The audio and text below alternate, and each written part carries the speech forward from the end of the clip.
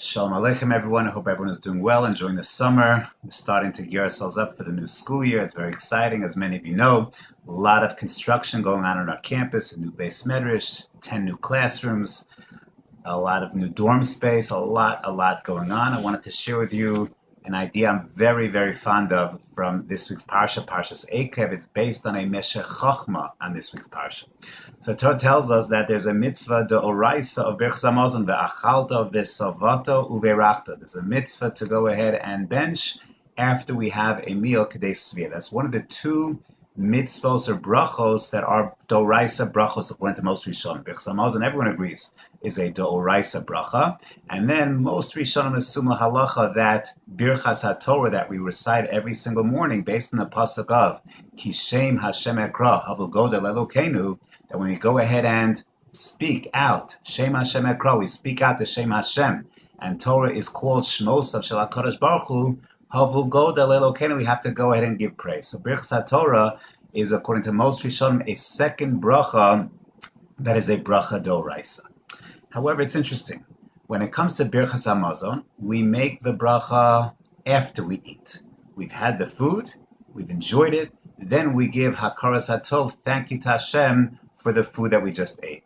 When it comes to Birchas HaTorah, interestingly, so the bracha is recited before we go ahead and learn. In the morning when we wake up, we're about to learn, we're about to begin our day of Talmud Torah, that's when we recite the bracha of Birchas HaTorah before the Torah experience.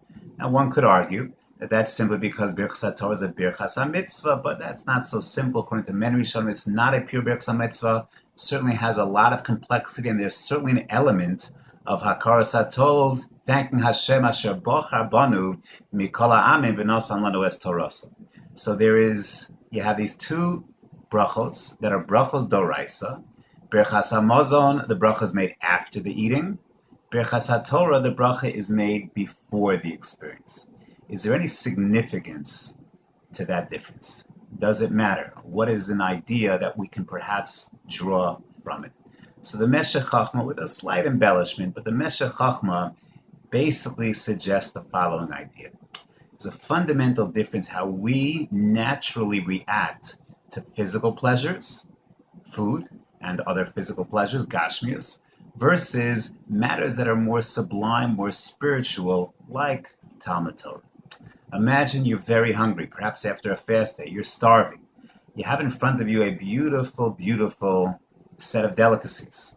A beautiful piece of meat, nice side dishes, colorful salads. It is going to be a delight. It is a delight to the eyes. It's going to be a delight to the palate. As you're about to dive in, you're thinking, wow, this is amazing. What could be better than this? There's a natural feeling of excitement, enthusiasm. This is going to be great. I'm so thankful and grateful for what I'm about to do. And then you start to eat. And you eat, and you're enjoying, and you're taking in, and you're getting full, and you're getting fuller, and you're getting really full. Ve'achalta ve'savata. Now that you're full, you stuffed yourself. You don't really feel so good. You don't really feel so grateful. You had your fill. You're ready to move on to your next thing. It's not natural now to stop and thank Hashem for the experience I just had. After you've had your full of gashmias, a lot of times when it comes to gashmias, the anticipation, the looking forward, the expectation can be on a much higher level than the actual experience. And when it's all over, you're ready to move on to your next endeavor. Therefore, the Torah tells us, we don't have to be mechayev you to be thankful and grateful before you experience. That kind of comes naturally. What we have to do is tell you after the experience, stop, halt, wait till you move on to your next activity. Stop and bench. Stop and say thank you. Stop and recognize a tremendous sense of gratitude and hakaras hatov for the amazing, amazing food that Hashem just gave you. That's when it comes to matters of gashmis. When it comes to Talmud Torah, and I was just speaking to one of my students today in NCS Swat on this very exact point. It was our last day of learning for the summer. And he tells me, Rebbe, for our last day, maybe we should do something fun. I said, learning is fun. He said, no, learning is not fun. Learning is boring. let's do something fun. And I told my students, when it comes to learning, you're about to sit down to your chavrusa, to a seder, to the daf. So sometimes we don't approach that seder limud, that shir, with great enthusiasm. We're not so into it. We've got 10 other things we'd rather be doing. Perhaps it is boring as we think ahead. Perhaps we'd like to be somewhere else, do something else. We're not in the mood. And then we start to learn. And we hear an amazing shir. We have an amazing chavrusa. We start to cover ground, and at the end of that experience, we feel pretty good. Wow, that was nice. That was a great shir. That was a beautiful shtickle Torah. That was a beautiful idea. I feel accomplished. I feel that I touched something profound. I feel I really did something of tremendous, tremendous value. See, when it comes to matters of the spirit, matters of ruchnius, and for sure when it comes to Talmud Torah, when you're about to do it, you might not be always so enthusiastic.